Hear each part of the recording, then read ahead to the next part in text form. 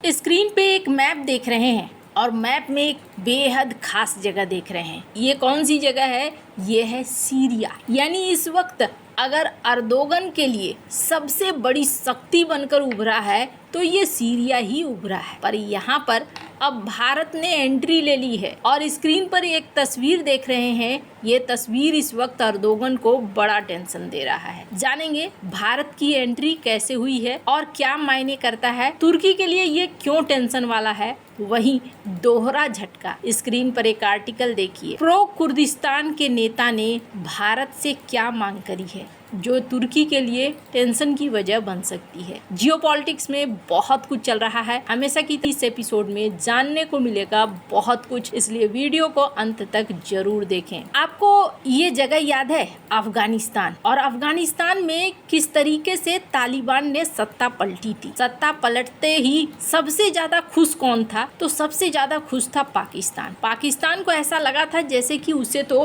बड़ा खजाना ही मिल गया है। लेकिन आज की डेट में अगर बात करें तो आज की डेट में अफगानिस्तान की तालिबान सरकार भारत के पक्ष में ज्यादा खड़ा है और पाकिस्तान के विरोध में पूरी तरीके से खड़ा मिल रहा है। यानी यहाँ पर भारत को कूटनीतिक तौर पर बड़ी सफलता मिली। कोई सोच भी नहीं सकता था जो तालिबान, जिसे पाकिस्तान ने पाल पोस कर सिर्फ इसलिए बड़ा किया ताकि वो भारत को काट सके और भारत के ऊपर हमला कर सके, उसका इस्तेमाल पाकिस्तान कर सके, वहाँ कहानी बदल गई। और इस कहानी बदलने के पीछे कारण क्या रहा है? कारण रहा है भारत की तरफ से सच्ची मदद और सच्चे दिल से भारत का अफगानिस्तान में उतरना। भारत ने अफगानिस्तान में उतरकर जो पुराने प्रोजेक्ट्स वगैरह थे उसको शुरू किया। शुरुआती दौर में तो भारत ने सबसे कीमती चीज दी उन्हें और वो था खाना, गेहूं, जो कि अफगानिस्तान के लिए सबसे जरूरी चीज था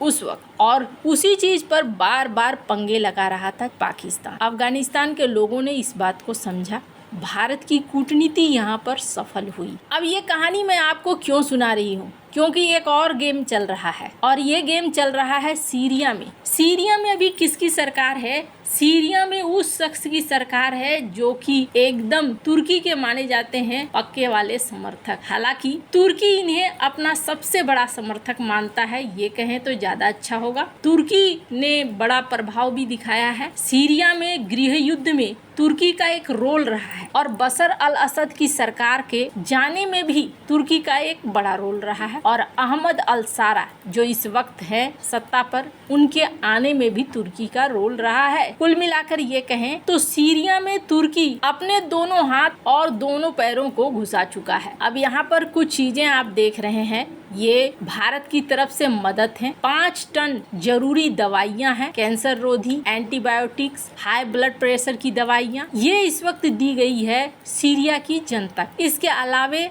अनाज वगैरह भी दिए गए हैं। तस्वीर में आप देख सकते हैं भारत के विदेश मंत्रालय ने इसकी पुष्टि की और इसकी पुष्टि सीरिया में जो भारत का दूतावास है उसने भी इसकी पुष्टि करी। यहाँ पर मुलाकात हुई। भारत के विदेश मंत्रालय के पश्चिम एशिया और उत्तरी अफ्रीका प्रभाग के डायरेक्टर सुरेश कुमार के नेतृत्व में एक प्रतिनिधि मंडल ने दमिश्क में सीरिया के विदेश मंत्री असद अल सैबानी और स्वास्थ्य मंत्री मुसब अल अली से मुलाकात। इस मुलाकात में दोनों देशों के बीच आपसी हितों, विशेष रूप से स्वास्थ्य, शिक्षा और फार्मास्यूटिकल क्षेत्रों में सहयोग पर भी चर्चा हुई। भारत ने यहाँ पर एंट्री लेना शुरू कर दिया। सीरिया के बारे में मैं आपको बता दूं, अगर आप नहीं जानते हैं तो सीरिया और भारत का इतिहास आज का नहीं बल्कि 50 सालों से दोनों के बीच में एक अच्छा रिश्ता रहा है। दोनों देश गैर अलायंस मूवमेंट यानी कि नॉन अलाइनमेंट मूवमेंट के महत्वपूर्ण सदस्य भी रहे हैं। आपस में एक दूसरे की मदद भी करते रहे। असद परिवार का जब शासनकाल था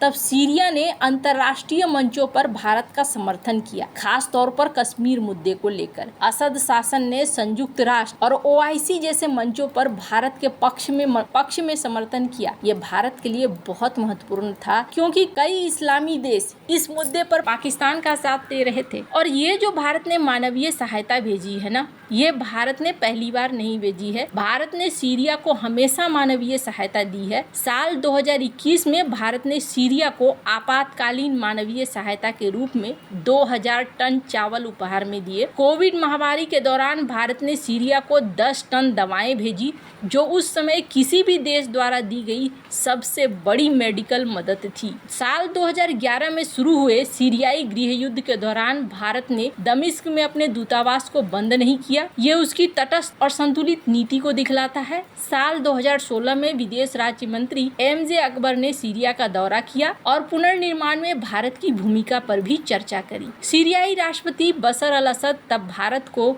युद्धग्रस्त देश के पुनर्निर्माण में भाग लेने के लिए बुला भी रहे थे। साल 2011 में सीरियाई गृह युद्ध शुरू होने से पहले भारत ने सीरिया में त्रिसीन पावर प्लांट के विकास के लिए $240 मिलियन की सहायता भी दी थी। अब भारत की यहाँ पर ये एंट्री तुर्की को क्यों टेंशन में डाल सकती है? तो जैसा कि मैंने कहा, तुर्की ने सीरियाई गृह युद्ध में महत्वपूर्ण भूमिका निभाया है और तुर्की अगर इन्हें अलसारा को राष्ट्रपति बने देखना चाहता है तो वो अपने फायदे के लिए भी देखना चाहता है। खास तौर पर सीरिया में कुर्दिस्तान समूह है और कुर्दिस्तान समूह टेंशन देता रहता है सीरिया को। अभी कुर्दों से बातचीत चल रही है तुर्की की और तुर्की चाहता है कि कुर्दिस्तान समूह जो विद्रोही गुट हैं वो हथियार डाल दे। भारत की यहाँ पर एंट्री होने का मतलब है जिस तरीके से अफगानिस्तान में भारत की एंट्री हुई वैसे ही सीरिया में एंट्री हो रही है और भारत यहाँ अपने कूटनीति को साध रहा है।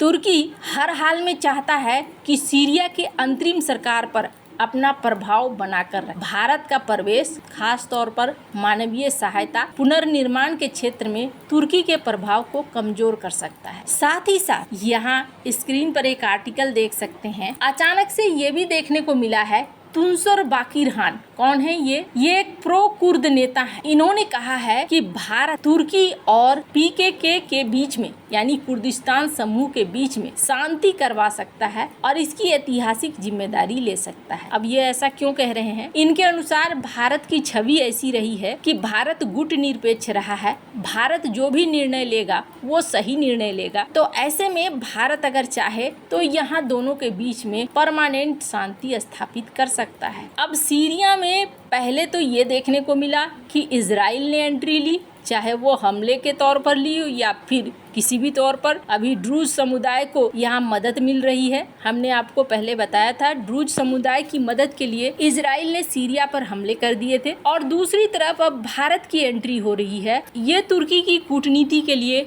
एक बहुत बड़ा चैलेंज है। वैसे आपको क्या लगता है? इन सब मामले में आपकी क्या राय है? कमेंट कर जरूर बताएं। जल्द मिलते हैं अगली वीडियो में नई खबर के साथ।